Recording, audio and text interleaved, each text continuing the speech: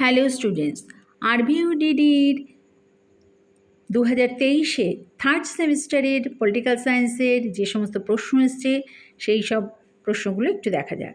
এটা হলো 2023-এ রবীন্দ্রভারতী ইউনিভার্সিটির MA third semester CBCS examination political science course CC 3.3। Full marks ছিল 40 আর টাইম ছিল 2 আওয়ার্স।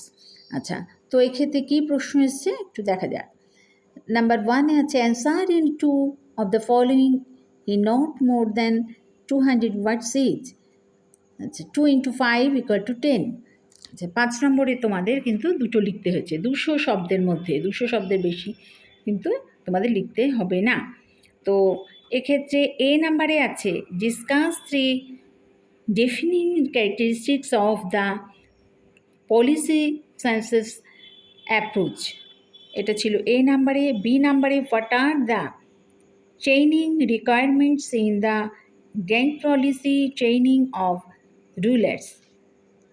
সি নাম্বারে এসছে how can public policies serve democracy.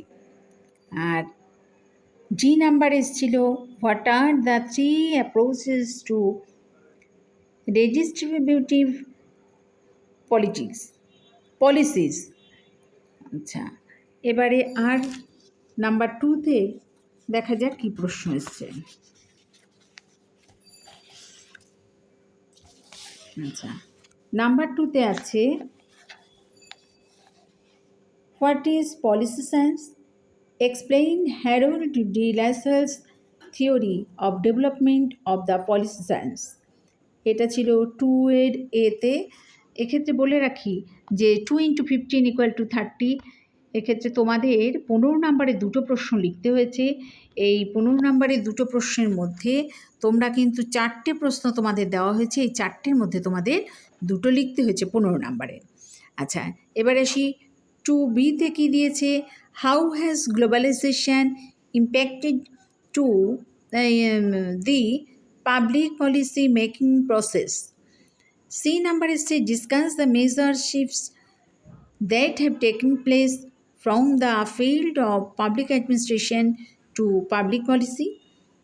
And D number is to discuss the major constraints of public policy with suitable examples.